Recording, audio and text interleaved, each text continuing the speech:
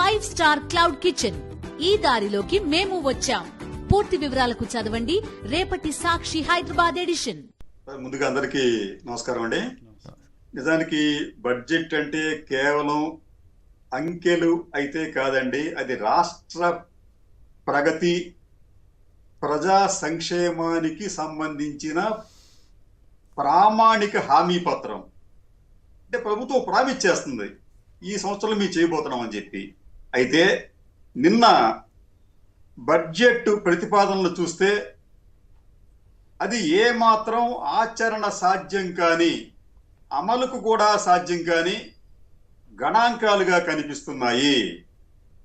ఇది వీళ్ళు ఈనాడుకు వచ్చేటప్పటికి ఈ బడ్జెట్ ని ఆకాశానికి ఎత్తేసే విధంగా, అలాగే ఆంధ్రజ్యోతి కూడా వాళ్ళు ఏమంటారంటే వాళ్ళు పెట్టిన హెడ్డింగ్లు, ఈనాడైతే పునర్నిర్మాణానికి పునాది అంటే ఇప్పటిదాకా రాష్ట్రం అధోగతి పాలైపోయింది, మళ్ళీ వీళ్ళు పునర్నిర్మిస్తామని చెప్పి ఈ బడ్జెట్ లో చెప్పినట్టుగా చెప్తారు. అక్కడ ఆంధ్రజ్యోతి వారైతే సంక్షేమం, అభివృద్ధి ఈ రెండుకి పెద్దపేట వేసారంట. ఓకే, కానీ ఇదే బడ్జెట్ ను వైసీపీ హయాంలో ప్రవేశపెట్టి ఉంటే ఇవే పత్రికలు ఎటువంటి హెడ్డింగ్ పెట్టి బడ్జెట్ డొల్ల, రాష్ట్రం గొల్ల, 1,00,000 కోట్లు అప్పు చేయాల్సిందే, అంకెల రంకెలు, అంకెలతో రంకెలు వేయిస్తున్నారు, ఆదాయం మూరెడు, ఖర్చులు బారెడు. కృష్ణరాజు గారు అప్పుడు రాసినవి అవి కృష్ణరాజు గారు అప్పుడు రాసిన హెడ్డింగ్లు తీసుకొచ్చారా మీరు?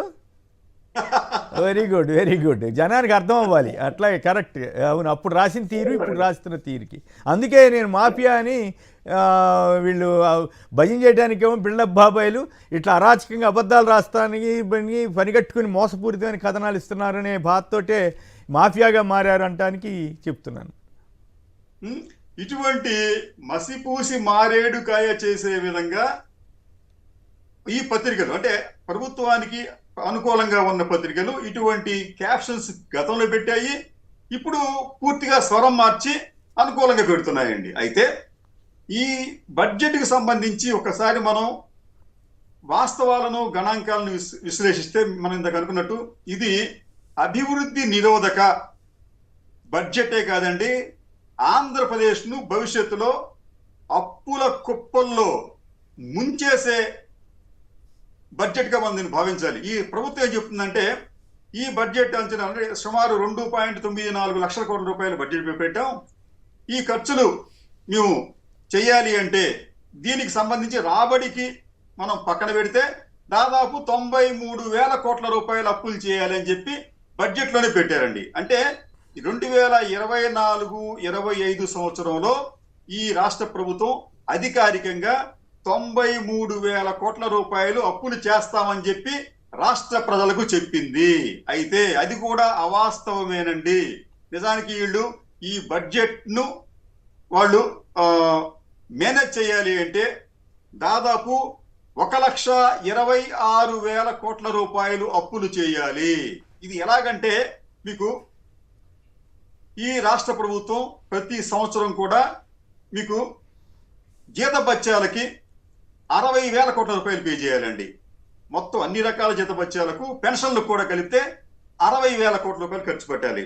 అలాగే మీకు అప్పులు రీపేమెంట్ కి, వడ్డీలకు దాదాపు 53,235 కోట్లు ఖర్చు పెట్టాలి.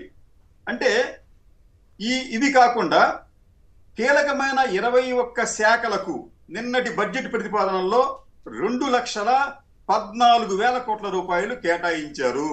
అంటే మొత్తం ఎంత అవుతుందండి? అది 3,27,000 కోట్ల రూపాయలు. అంటే వీళ్ళు పెట్టిన బడ్జెట్ ఏమో 2.94 లక్షల కోట్ల రూపాయలకి, కానీ అంకెల్లో చూపిస్తుంది 3.27 లక్షల కోట్లకు. అంటే ఇవన్నీ కూడా వీళ్ళు చేయాలి అంటే 93,000 కోట్ల రూపాయలు కాదండి, దాదాపు 1,26,000 కోట్ల రూపాయలు అప్పులు చేయాలి. అయితే ఇది కాకుండా మనకి ముఖ్యమైన విషయం ఏంటంటే దీనికి సంబంధించి వాళ్ళు సంపద సృష్టిస్తామని చెప్పి ఒక కొత్త నినాదం అన్నమాట. అంటే అప్పులు చేసి సంపద మేము క్రియేట్ చేస్తామని చెప్పి చెప్పాడు ఆయన. సరే, చంద్రబాబు నాయుడు గారి మాటలు చెప్పాలంటే ఇదంతా ఈ అప్పులు చేస్తే తీర్చేది ఎవడు? ఎవరు తీరుస్తారండి? హెరిటేజ్ కంపెనీ తీరుస్తుందా? ఈనాడు వారు తీరుస్తారా? ఆంధ్రజ్యోతి వారు తీరుస్తారా? నారా చంద్రబాబు నాయుడు ఫ్యామిలీ తీరుస్తారా? ఎవరు తీరుస్తారు ఈ అప్పంతా? ఇదంతా కూడా ప్రజల నెత్తిని నెట్టాలి, ప్రజలే దీన్ని భరించాలి. ఈ మాట చెప్పింది ఎవరండి గతంలో కొద్దిగా మార్పులు చెప్పులతో? చంద్రబాబు నాయుడు గారే. అంటే ఈ రాష్ట్రాన్ని ఓపెన్ గానే అప్పుల కుప్పగా మార్చే ప్రయత్నాన్ని ఈ బడ్జెట్ లో చేస్తున్నారు. సరే, మనం ఇందాక అనుకున్నట్టు మీరు ఈ అప్పులకు సంబంధించి గతంలో చాలా భయంకరమైన దుష్ప్రచారం చేశారండి, అవాస్తవాలను స్ప్రెడ్ చేశారు. ఆంధ్రప్రదేశ్ కు ఉన్న అన్ని రకాల అప్పులు కలిపి ఒకడు 10,000 అంటాడు, ఇది యనమల రామకృష్ణ గారు 12,000 అంటారు, లక్షల కోట్లు అని చెప్పి అంటారు, పురంధేశ్వర వెళితే 14 లక్షల కోట్లు అని చెప్పి అంటారు. అల్టిమేట్ గా తేలింది ఎంతండి? ఇక్కడ 6.46 లక్షల కోట్లు మాత్రమే అప్పు ఉన్నట్లుగా వీళ్లే ప్రకటించారు.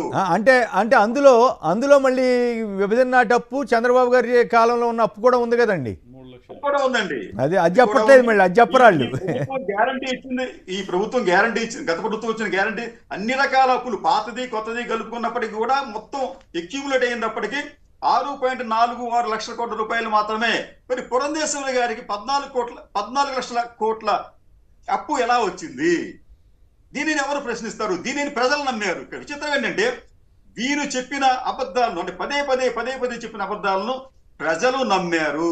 ఇది అత్యంత దారుణం. ఫలితంగా రాష్ట్రం ఈ రోజున అనేక సమస్యలను ఎదుర్కోబోతోంది. ఇక రెండవ విషయానికి వచ్చినప్పటికండి, రెవెన్యూ వ్యయాలు. రెవెన్యూ వ్యయాలంటే జనరల్ గా ఆస్తుల కల్పన లేని అనుత్పాదక వ్యయాలు. ఈ బడ్జెట్ లో సింహభాగం కేటాయించింది దేనికండి?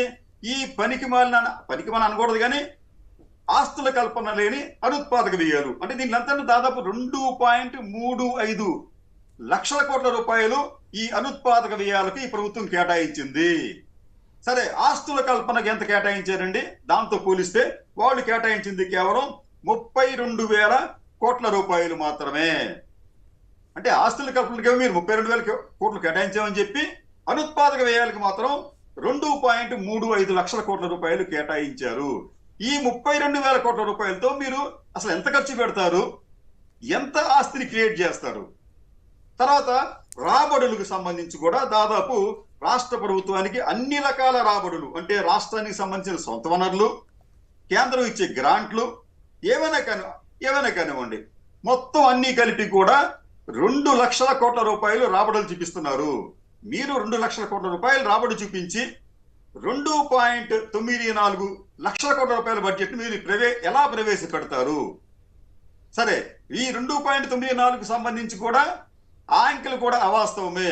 మీరు దాదాపుగా 3.27 లక్షల కోట్ల రూపాయలు ఇది బడ్జెట్ గా మారుతోంది. అంటే ఇవన్నీ కూడా జనానికి ఏదో అంకెలు కుమ్మరించి, ప్రజలనెత్తిన అంకెలు కుమ్మరించి మేము అది చేస్తాం ఇది చేస్తాం అని చెప్పి చివరికి ఏమీ చేయకపోవడం అనేది జరుగుతుంది. ఈ ప్రభుత్వం ప్రకటించినట్టుగా ఈ 2 లక్షల రూపాయల ఆదాయంలో కూడా ఇది కూడా ఆచరణ సాధ్యం కాదండి. ఎందుకంటే గత 6 నెలలుగా ఆంధ్రప్రదేశ్ కు సంబంధించి ఆదాయాలన్నీ కూడా మైనస్ లో ఉన్నాయి. దాదాపు 2% మైనస్ లో ఈ ఆదాయాలు ఉన్నాయి. అంటే గత ఏడాది 6 నెలలతో పోలిస్తే ఈ ఏడాది 6 నెలల్లో ఆదాయాల వృద్ధి అనేది మైనస్ లో ఉంది. ఇలా మైనస్ లో ఉంటే మీరు 2 లక్షల కోట్ల రూపాయల ఆదాయం ఎట్లా సంపాదిస్తారు? సరే, మీరు ఇవన్నీ కూడా ఒకవైపు చెబుతూనే మరోవైపు ఏం చెప్తారంటే సంక్షేమానికి పెద్దపీట. సంక్షేమానికి మీరు ఏం పెద్దపీట వేశారంటే అక్కడ మీరు దేనికి ఇచ్చారు? మీరు నిధులు ఎక్కడిచ్చారు? ఫర్ ఎగ్జాంపుల్ మీకు తల్లికి వందనం సంబంధించండి, దాదాపు 83 లక్షల మంది ఈ రాష్ట్రంలో ఎలిజిబుల్ తల్లులుంటే వారికి మీరు 15 నుంచి 18,000 ఇస్తామని చెప్పి ఓదరగొట్టారు. ప్రతి ఇంటికి చెప్పారు. పాపం జనం నమ్మారు. మాలాంటి వాళ్ళు అందరూ ప్రజలు, మనంతా అమాయకులం కాబట్టి అంతా నమ్మే చోట్ల ఇస్తాం. కానీ ఇప్పుడు ఏం చేశారు వీళ్ళు? ఈ స్కీమ్ కు సంబంధించి ఎంత ఇచ్చారు వీళ్ళు? దాదాపు సంవత్సరానికి ఈ స్కీమ్ అమలు చేయాలంటే 12,450 కోట్లు కావాల్సి వస్తుంది. కానీ బడ్జెట్ లో వీళ్ళు కేటాయించింది 5,386 కోట్లు. ఇది ఎట్లా సాధ్యమవుతుంది అమలు చేయడం? దీన్ని ఇంత తక్కువ ఏమడుతూ? అలాగే అన్నదాత సుఖీభవ. ఆంధ్రప్రదేశ్ లో దాదాపు 53.53 లక్షల మంది లబ్ధిదారులు ఉంటే వారికి ఈ పథకాన్ని తూచా తప్పకుండా ఇంటోట అమలు చేయాలనుకుంటే 10,706 కోట్ల రూపాయలు అవసరం వస్తుంది. కానీ దీంట్లో కేటాయింపు ఎంతండి? 1000 కోట్లు. అంటే 10,000 కోట్ల రూపాయలు అవసరం అయితే 1000 కోట్లు మీరు విధిస్తున్నామని చెప్పి అన్నదాత సుఖీభవ అంటారా? అంటే అన్నదాతను తీసుకెళ్లి సంక్షోభం నెట్టేస్తారా మీరు? మీరు డబ్బులు ఇస్తారని చెప్పి వాడు ఆశగా ఎదురు చూస్తూ ఉంటే వారికి మీరు నిరాశ కలిగిస్తారా? తర్వాత మీకు సిలిండర్, దీపం పథకానికి సంబంధించి సిలిండర్ ఒకటి. దీనికి సంబంధించి దాదాపు ఆంధ్రప్రదేశ్ లో 1,40,00,000 మంది లబ్ధిదారులు ఉంటారండి. వీరికి ఏడాదికి 3 సిలిండర్లు ఇవ్వాలి. అయితే వీరు దీనికి కేటాయించింది ఎంత అంటే వీరు కేవలం 800 కోట్లు ఎంతో మాత్రం కేటాయించారు. కానీ ఖర్చు మాత్రం 1000 కోట్లలో ఉంది. దాన్ని మీరు కూడా దీపాన్ని కూడా మీరు గాలికి వదిలేసి భవిష్యత్తులో దాన్ని కూడా మీరు ఆర్పేసి ఆశ్చర్యపోనక్కర్లేదు. ఆడబిడ్డ నిధికి 37,000 కోట్ల రూపాయల నిధులు అవసరం వస్తే దాదాపు 2 కోట్ల మంది 2 కోట్ల మంది లబ్ధిదారులు ఈ పథకం కిందకి కవర్ అవుతారు. మీరు 1 రూపాయి కూడా కేటాయించలేదు. అంటే మీరు ఎక్కడ సంక్షేమం చేశారు, ఎక్కడ అభివృద్ధి చూపిస్తారు మీరు? మళ్ళీ ఈ సంవత్సరం అంటే 24-25లో జిఎస్డిపి గ్రోత్ రేటు 15% చూపిస్తామని చెప్పి అంటారు. అసలు మీకు ఆదాయం లేదు, తగ్గి మైనస్ లో ఉన్నారు మీరు. ఆదాయ కల్పనకు సంబంధించిన ఉత్పాదక వ్యయాలు లేవు. ఎందుకంటే మీకు అనుత్పాదక వ్యయాలు ఎక్కువ ఉన్నాయి, ఉత్పాదక వ్యయాలు లేవు. మరి ఏ రకంగా మీరు ఆదాయం పెంచుతారు? అంటే ప్రజల మీద అప్పులతో పాటు ప్రజల మీద పడి పన్నులు వసూలు చేస్తారా? కాబట్టి ఎట్లా చూసినప్పటికీ కూడా ఈ బడ్జెట్ అనేది అత్యంత బాధ్యతారాహిత్యమైన బడ్జెట్ గా కనిపిస్తోందండి. నిజానికి అంటే ఈ సూపర్ 6 అనేది సూపర్ బ్లఫ్ గా మారుస్తున్నారు. అలాగే ఎన్నిక సందర్భంలో చేసిన వాగ్దానాలన్నీ కూడా శుష్క వాగ్దానాలుగా నిరూపిస్తున్నారు. సంపద సృష్టి పేరుతో సంక్షోభానికి బాటలు వేస్తున్నారు. కాబట్టి ఈ బడ్జెట్ వలన ఆంధ్రప్రదేశ్ ప్రజలకు ఒరిగేది ఏమీ లేకపోగా భవిష్యత్తులో వారి మెడలో అలాగే వారి నెత్తిన పన్నుల భారం, అప్పుల భారం మోపడానికి ఈ ప్రభుత్వం రంగం సిద్ధం చేస్తోంది బడ్జెట్ రూపంలో. కేఎస్ఆర్ గారు రైట్.